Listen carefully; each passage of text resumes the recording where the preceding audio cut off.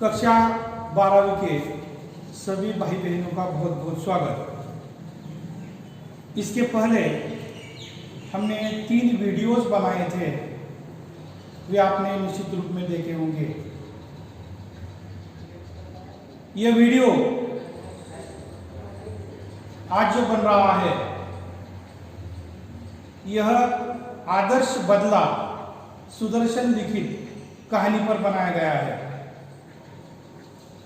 इसके पहले इस कहानी का सारांश हमने देखा है, आपने अच्छी तरह से कहानी को समझ लिया है, ऐसा मैं मानता हूं। परीक्षा में अर्थात कृति पत्रिका में किस प्रकार की कृतियां पूछी जाती है, उदाहरण के तौर पर हम देखने वाले हैं स्वाध्याय के रूप में। सबसे पहले हम देखेंगे कि आकलन पर, इस कहानी पर किस प्रकार की कृति पूछी जा सकती है, यह हम देखने वाले हैं। तो अगर किताबें हो तो किताबें खोलकर पन्ना नंबर 16 देखें। कहानी का आरंभ ही है और कहानी के आरंभ में इस प्रकार की कृति पूछी जाती है, जैसे कि संजाल पूर्ण कीजिए। तो इस प्रकार का निर्देश दिया जाता है कि प्रभात के समय का वातावरण आगरे शहर में किस प्रकार का सुबह का वातावरण होता है। तो यहां पर कृति पूर्ण की है किस प्रकार कि प्रभात के समय फूल झूम रहे थे, पक्षी मीठे गीत गा रहे थे, पेड़ की शाखाएं खेलती थी, पत्ते तालियां बजाते थे। उदाहरण के तौर पर मैंने ये उत्तर लिखे हैं। इससे भी अलग उत्तर हो सकते हैं क्योंकि वातावरण एक जैसा नहीं होता है।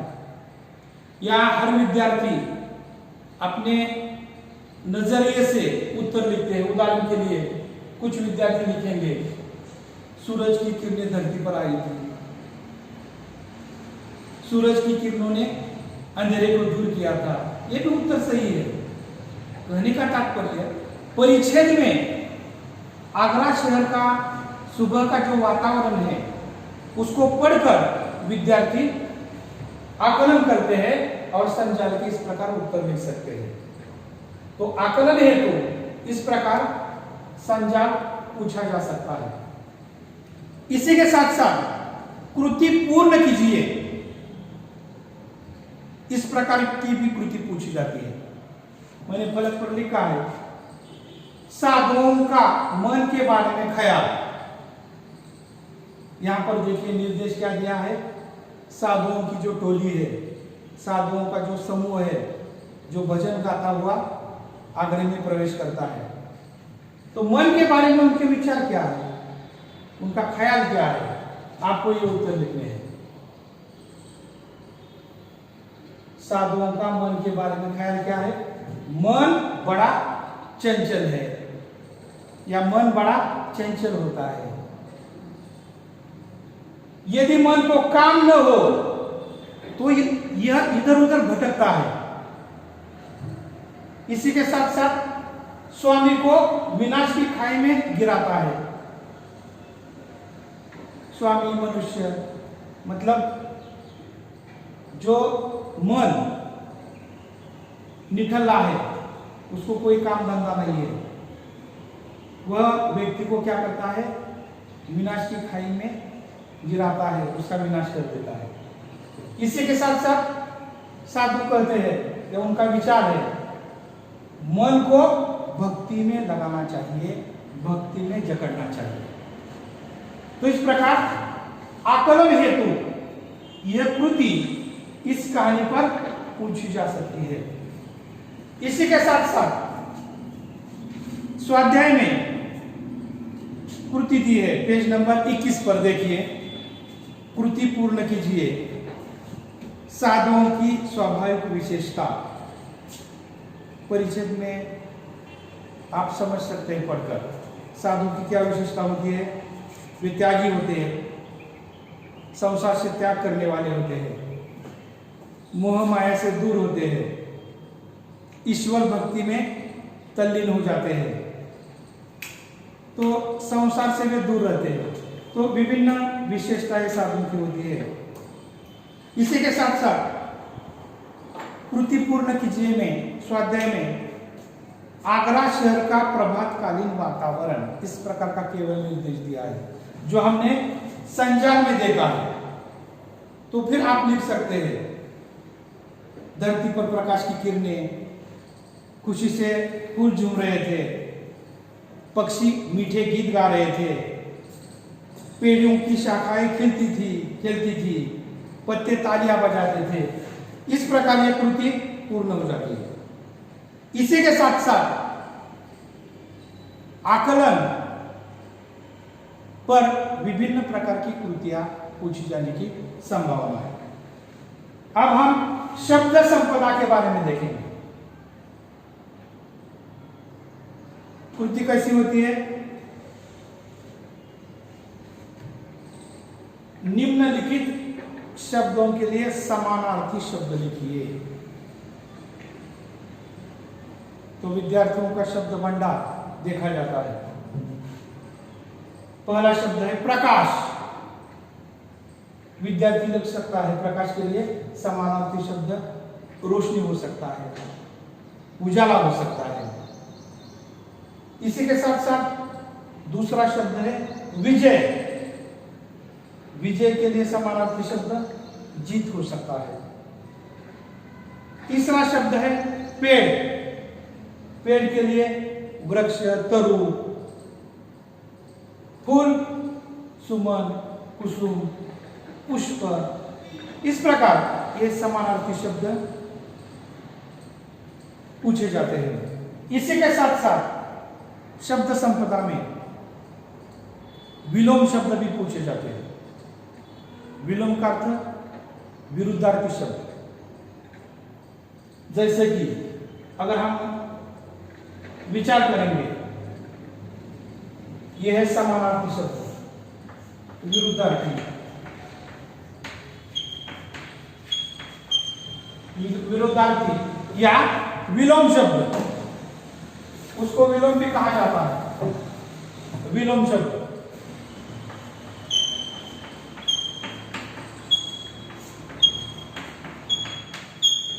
उदाहरण के लिए यही शब्द लेंगे हम, प्रकाश।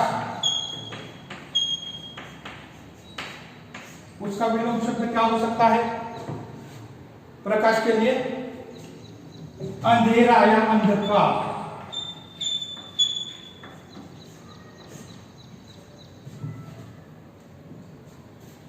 विजय,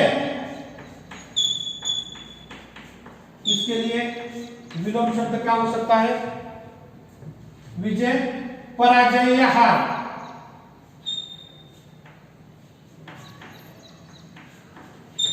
पराजय, हार।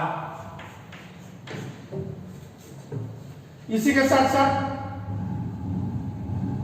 विभिन्न प्रकार के जो प्रश्न होते हैं या शब्द होते हैं, उसके लिए ये विलोम शब्द की कृति पूछी जाती है। उदाहरण के लिए हमने दो ही शब्द लिए हैं। शब्द संपदा में समानार्थी शब्द हो या विलोम शब्द हो, इस प्रकार कृति पूछी जाती है। विद्यार्थियों का शब्द भंडार देखा जाता है। इसी के साथ साथ पेज नंबर 21 पर शब्द संपदा में लिंग बदलिए, इस प्रकार की कृति पूछी गई है। अगर शब्द पुल्लिंगी होता है तो उसको स्त्रीलिंग में तब्दील करना है। आप समझ सकते हैं कक्षा 11 में यह सब कुछ हुआ है। पहला शब्द है साधु। साधु का लिंग परिवर्तन क्या हो सकता है? साधु का साध्वी। दूसरा शब्द है नवयुवक। नवयुवक का क्या हो सकता है? नवयुवती। तीसरा शब्द है महाराज,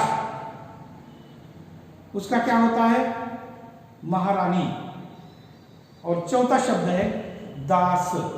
दास का क्या हो सकता है? दासी। तो इसी प्रकार पाठ्य किताब के 21 नंबर पन्ने पर शब्द संपदा के रूप में जो कृति दी है वह भी पूरी हो चुकी है। अगली कृति है अभिव्यक्ति पर,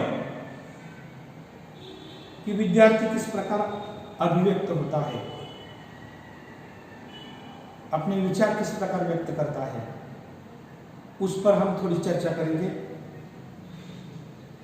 मनुष्य जीवन में अहिंसा का महत्व, इस विषय पर अपने विचार लिखिए। तो देखिए इस पर किस प्रकार आप विचार व्यक्त करेंगे। सर्वत्र पूरा विश्व शांति चाहता है, हिंसा किसी को भी मान्य नहीं है,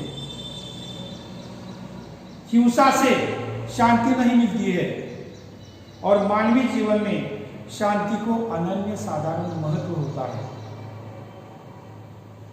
कहने का तात्पर्य कि मानवीय जीवन में अहिंसा को अनन्य साधारण महत्व है। कहानीकार भी हिंसा के विरोधक है और अहिंसा के पक्षधर है, क्योंकि हिंसा से खून खराबा होता है, रक्तपात होता है, किसी की जान चली जाती है। कहने का तात्पर्य यह ठीक नहीं है। मानवीय जीवन में अहिंसा को अनन्य साधारण महत्व है। महात्मा गांधी ने भी अहिंसा का महत्व बता दिया है। उनके अहिंसा के तत्व के कारण महात्मा गांधी तो पूरे विश्व में मशहूर बन गए हैं। लोग उनको अहिंसा के कारण मानते हैं। कहानी में तानसेन हिंसा करता है, अर्थात साधु मंडलियों को मृत्यु दंड देता है। यह ठीक नहीं है। उसको एक प्रकार का अहंकार है और अहंकार के कारण वह हिंसा करता है। इसके उलट बैजू बाबा बाबा हरिदास के आश्रय में रहकर संगीत विशारद बनता है और वे सीख देते हैं अहिंसा की, जिसके कारण बड़ा होकर बैजू बावरा अपने पिताजी की हत्या का बदला हिंसा से नहीं लेता है, अहिंसा से लेता है।